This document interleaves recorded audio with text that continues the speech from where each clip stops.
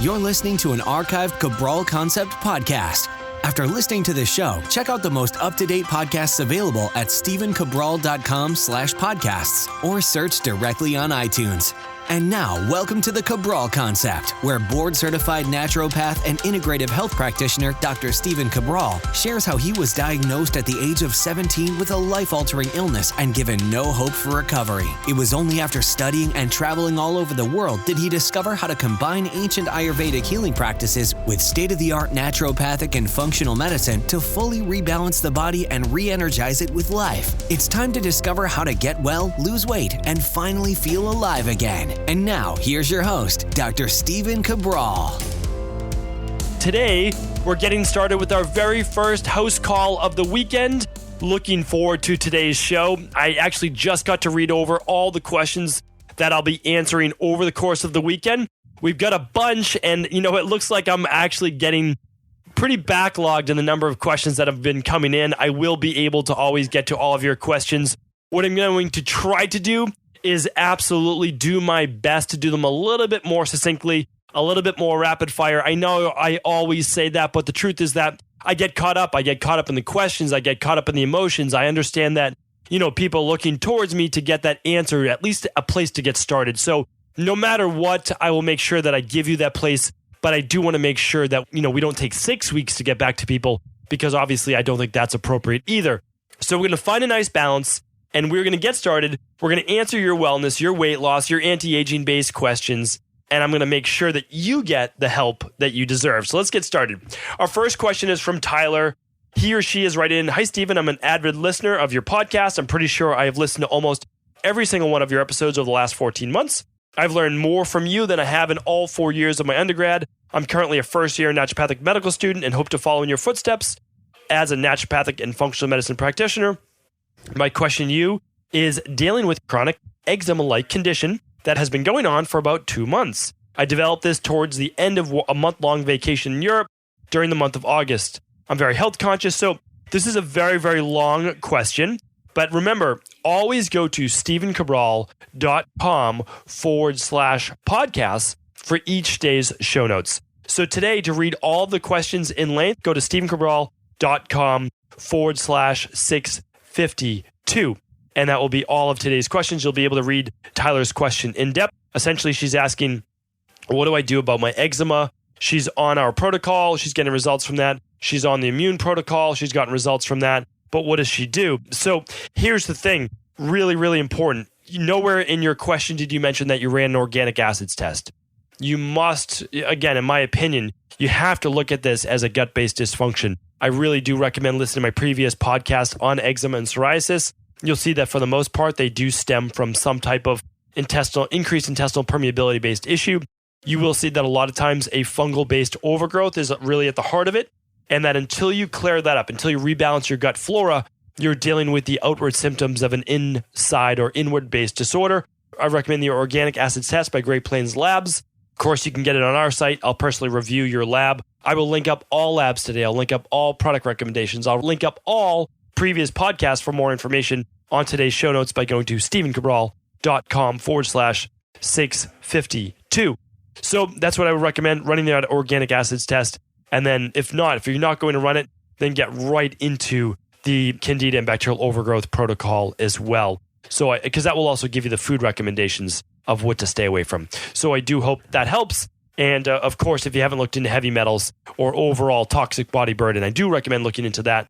But again, this looks like it was triggered on your trip to Europe. That's what I recommend checking out first. Okay, Lance is up next. Hello, I'm a new listener and now a follower of your podcast. I'm so interested that I'm going to order some of the books that you suggest in Ayurvedic medicine. My question is regarding my children. I've looked into previous podcasts and have not been able to find definitive information on the subject. My children are 6 and 3. Their past pediatrician mentioned both of the children were major earwax producers. So much so that medical staff is not able to view the eardrum during a basic physical exam. What is this? Can it be a problem? Is this a nutritional issue? It was suggested that I use hydrogen peroxide in water solution in each eardrops to clear the wax. Do you have any suggestions on this? Thank you for perspective, Lance. Okay, so Lance, I'm not against using 1 drop of hydrogen peroxide. 3% typically is the solution. In the ear, I'll use that. I think I actually gave this recommendation. Basically, I go from the GSE drops, which is part of our ear, nose, and throat protocol. Then I will go to colloidal silver if I need to. I'll use hydrogen peroxide if I need to for an earache. So 2 things. There's actually a genetic component. Some people, believe it or not, are overproducers of earwax. However, an overproduction, like a real abundance of production of earwax, is typically, think of it as an overproduction. Your body's trying to line that passageway with some type of mucus coating, or it's trying, meaning like there can be bacteria, there can be things that it's trying to lock up. That's what that earwax does, catches things from the environment. But also it can be a detox-based thing. Your body can actually be pushing things out through the wax. That's a very natural process of the body as well. My recommendation is if you haven't done a food test, I would do that. For sure, I would run our IgG food sensitivity test. That's by Great Plains Labs as well. That's an easy one you can do right at home with the kids. And if you're not going to run the food sensitivity test, at least start to cut out the dairy, if not the gluten as well. But I recommend the lab test and then look at what foods might be causing it, because your body could certainly overproduce wax, mucus in general, by dairy consumption or other foods as well. So hopefully that gets you started. Donna's up next. Donna's writing in, Dr. Cabral, I have concerns over my 11-year-old grandson. He is and has been a very bright child. Testing shows high intelligence. However, in the last 4 years, he's gone through much emotional turmoil with family issues, loss of a cousin and 2 additional siblings. He is now the oldest of 5. Current issue is he is now in middle school at 11. He does not turn in assignments, yet does well on tests. He goes to bed late and does not get enough sleep and is always tired. What in your sleep protocol would be appropriate for him?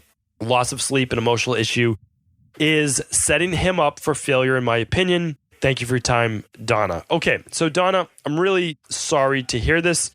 I hate to hear this in kids because obviously kids are at such a vulnerable age. They don't even really understand all of the world and the environment that's around them and what's going on. So, here's what I recommend. I certainly recommend the natural calm from our deep sleep protocol. Certainly doesn't need the melatonin and the best rest formula right now. But what his body could use is a teaspoon of the natural calm before bed mixed up just in some warm water. A lot of kids love it because it tastes like a natural like raspberry lemonade. Works great. If my kids are ever like off the wall, like all over the place, we'll certainly use that as well. It's simply magnesium citrate. It's a great product. Really amazing. But here's the thing. So certainly I would recommend that. You could do the hair tissue mineral analysis for him to look at overall stress levels. But I would love to see him get into some real counseling. Now, I'm talking about counseling, and I hate to make a blanket statement, but I don't want to see him just go to a classically trained psychologist or psychiatrist. But I really would love to see your grandson connect with someone, whether they're a life coach, whether they're a psychologist, someone with real empathy that does great with talking with kids that your grandson can relate to, and that they can just show them true empathy, that they can show them from one person to another, not this like clinical, dry, by the book. I'm not into that. Like, one human needs to connect with another human. And if you can't do that, it's really difficult to practice, whether it's mind-based medicine or physical-based medicine or anything like that. The person on the other side needs to know that you care about them, and that truly that you've worked with people like them, that you can help them get better, but that they're an individual and that you're not going to treat them as every other person, that you are going to help them from an individual standpoint. So I want your grandson to get all the help that he needs. I would also love him to get into a team sport, get a little camaraderie, start to meet other kids and really like get involved with another group of guys his age that he can really connect with. I think that's super important as well. Donna, thank you for writing in. Caitlin's up next. Caitlin's writing, hi, I'm not sure where to direct the questions you answer in your podcast, but I was wondering if you had any information or advice about balancing postpartum hormones in safe weight loss methods for breastfeeding moms. I feel like I need a detox, but I know I can't really do that while nursing. Any advice? Thank you. Caitlin, you're right. I don't recommend the Dr. Cabral detox while nursing, only because I don't want that strong of a protocol while you are potentially moving that into your bloodstream and out of your body, because obviously that can affect your milk supply as well. So here's what I recommend. Very simple, very straightforward. I recommend this to all new moms, is the Dr. Cabral daily protocol. It's the same thing I obviously do myself. It's very simple. It's very straightforward. My wife obviously does this. My family does this. But what it is, it's the daily nutritional support shake. So you get all your vitamins, all your minerals, and you get 15 grams of a nice vegan-based protein that you're hypoallergenic, of course, that you're able to use. So it's very low on food sensitivities, which means that your baby shouldn't get any of those issues as well. So in addition to the daily nutritional support shake, the Dr. Cabral daily protocol also comes with a daily fruit and vegetable blend. It's an organic 22 organic fruits and vegetable powder And that makes sure you get all the best of whole food nutrition. So lots and lots of nutrition there. Then it also comes with a daily probiotic support, which means your gut is getting enough of the good probiotics that you need as well. And same with your baby. Now, the other add-ons are the omega-3. So I recommend adding on the omega-3 support to that so that you get enough omega-3s for you, but also for your baby as well. That includes the DHA and EPA. Very, very important. And the last thing is, if you live in a cold climate during the winter where you're not getting a tan, I recommend vitamin D3. Again, I gave all recommendations on that vitamin D show, so just scroll back to previous podcasts on the one supplement that you can't live without in the winter. That was all on vitamin D. Most adults are going to need somewhere between 2,000 to 5,000 IUs per day. So pretty simple, pretty straightforward. Dr. Cabral Daily Protocol, plus the omega-3, plus the vitamin D in the winter. If you want, you can run a hair tissue mineral analysis, and then you can see if you need additional minerals such as magnesium or zinc, etc. Okay, hopefully that helps. Okay, so Mary's up next. She writes in, my questions were some that were missed through the unfortunate reset to the website. Glad you resolved everything. Oh, Mary, sorry. We do apologize about that. That was the 5-day period. I believe that was around the beginning of September, where literally we had to reset our website. Unfortunately, there are those people out there who think it's fun to hack other people's websites. And of course, our website got hacked. I guess that's just comes along with the territory. But anyway, all resolved. And of course, it not only affected, but it affected our content. And so we had to reproduce, which took quite a bit of time, a lot of the podcast pages and all that. But we did it. We persevered. We made it through. And I'm glad that you wrote back in. Mary's question is a little longer as well. But basically, she's saying that she's on birth control for about 10 years. She's trying to get off of it. And the issue is when she's come off before, she's gotten cystic acne.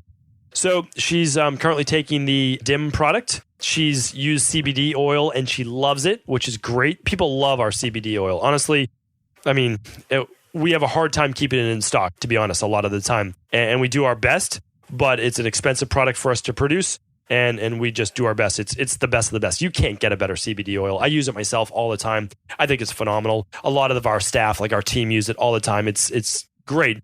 But I understand, obviously, there's an expense to it. So totally understand what you're saying. She's just saying her skin is oily. She got her results back. It looks like she has an estrogen dominance ratio. So basically a little higher testosterone, a little higher estrogen to progesterone. She's taking the DIM, which is great.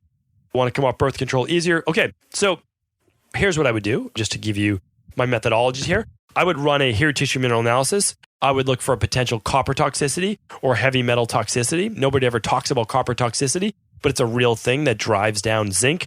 Zinc is needed to improve the skin. It's needed for tissue repair overall. Well, I would look for copper toxicity and potential magnesium deficiency, as well as zinc deficiency. The CBD oil, for sure, that's fantastic.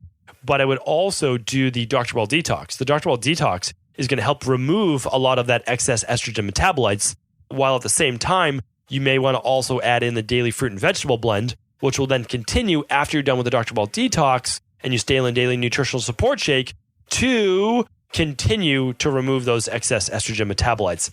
So if you can't run the hair tissue mineral analysis, you'll do the Dr. Cabral detox. Again, same price as food. Like it's just the same price as eating for the week. And honestly, you can do it or not do it. That's the whole thing.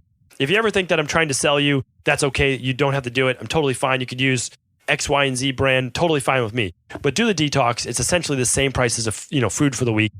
Maintain with a daily nutritional support shake and the daily fruit and vegetable blend. It's like $3 a day total. It's a very inexpensive breakfast. You can do that. That's going to help to clear the skin, continue to cleanse the body. And then I would run the hair tissue mineral analysis. That's exactly what I would do. All right. Mary is up again. Same person, same Mary, potentially. Let's move on. Thank you for all you do. I have no idea how much my life has changed because of this podcast in the past year. Thank you, Mary. I really appreciate you saying that. Those words right there are literally why I continue to, do this daily podcast. I just love being able to reach so many people that truthfully I would never be able to work with in my practice. So thank you, Mary. She continues, recently, I have noticed my right thumb is killing me. It's hard to open almost anything. I crack my knuckles and fingers, and I can't even get them to crack anymore. Pushing down on it hurts. I did not do anything to cause this, but it is so hard because I have an office job and I'm constantly using my hands. I recently cut out added sugar out of my diet. I'm gluten-free. Anything else would really help. Okay. So Mary, I work with this all the time. It could be so many things, but I'm going to give you what all of those things could be. So in my past, I had what's called rheumatoid arthritis.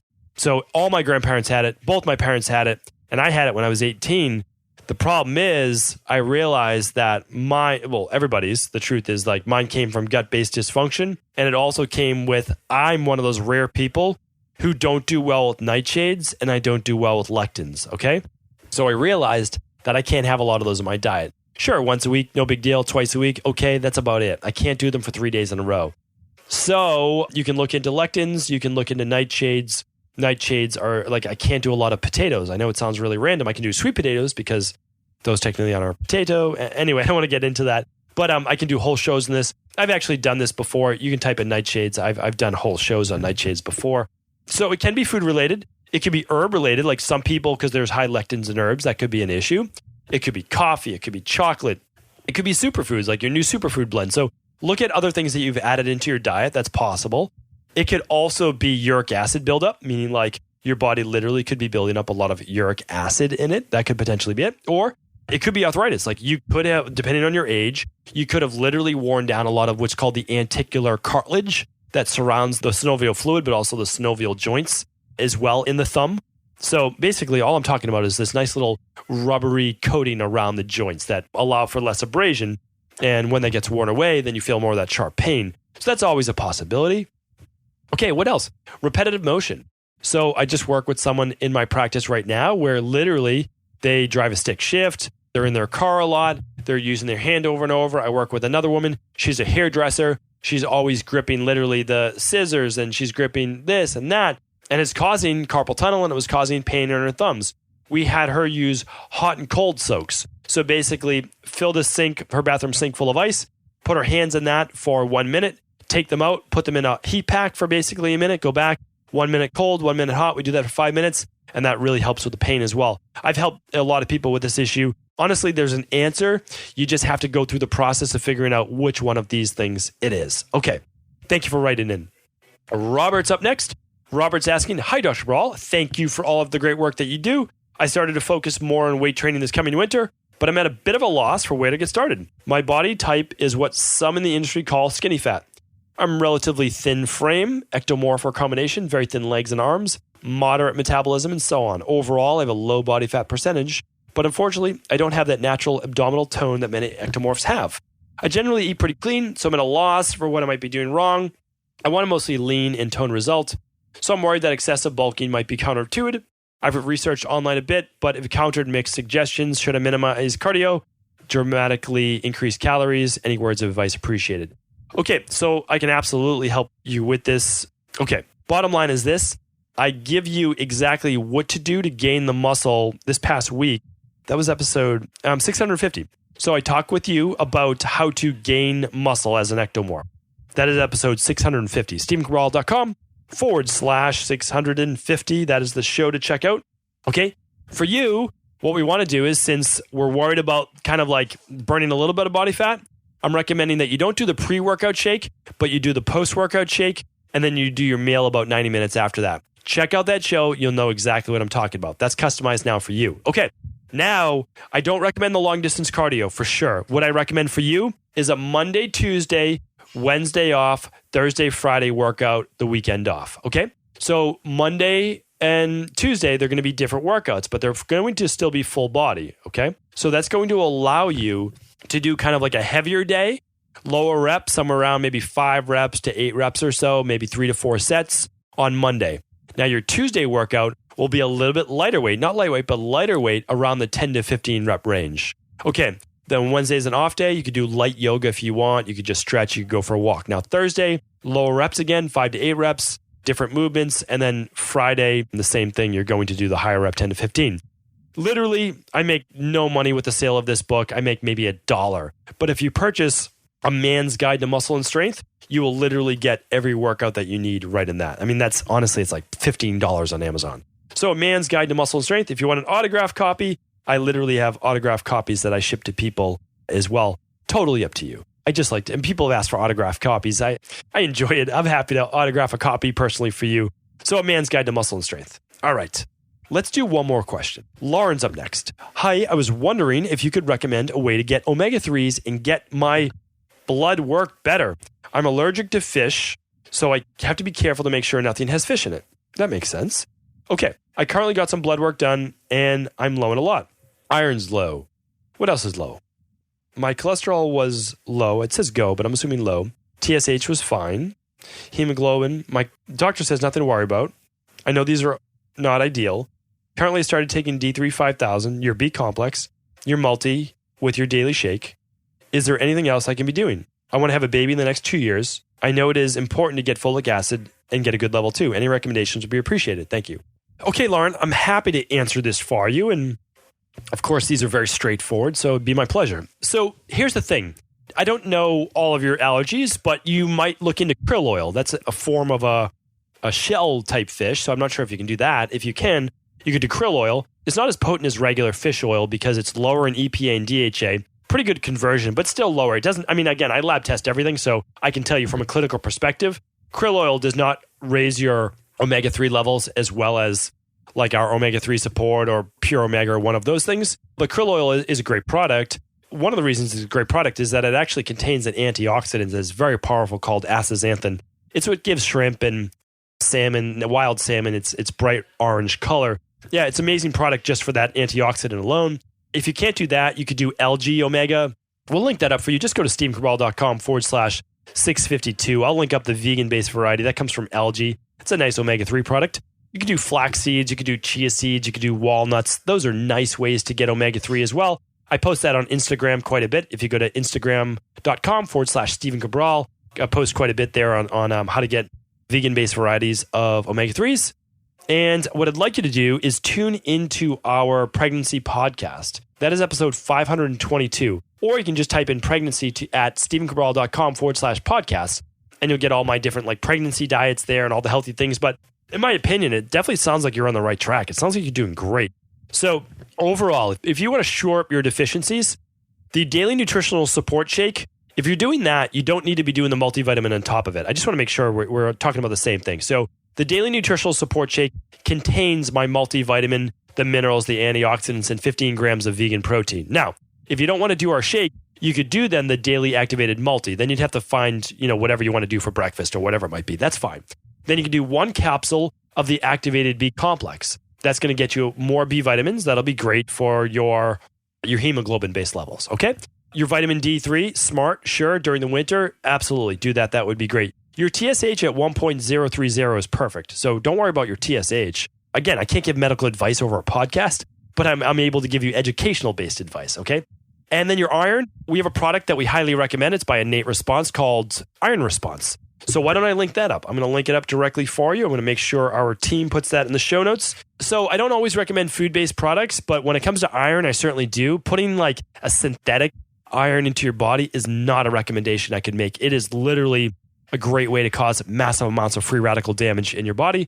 So I only recommend the food-based iron. I'm big on that. I'm a really big proponent of it. Again, people say like, are you in this camp or that camp? I'm not in a camp. Like, honestly, it is whatever's best for the human body is what I do. That's it.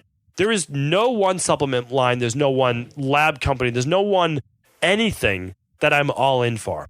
I'm in for the best of everything. That's what life's all about, meaning that, I'll admit it. I can't be the best at everything. I'm not going to be your best acupuncturist. I'm not. I'm just not going to. I'm not going to be your best chiropractor. Did I study Chinese physiotherapy and some chiropractic in China? Yes. Did I study the Marma points when I was over in India? Yes. Did I have 600 plus hours of manual therapy? Yes. Did I do acupuncture when I was in China? Yes. But am I practicing that today? No.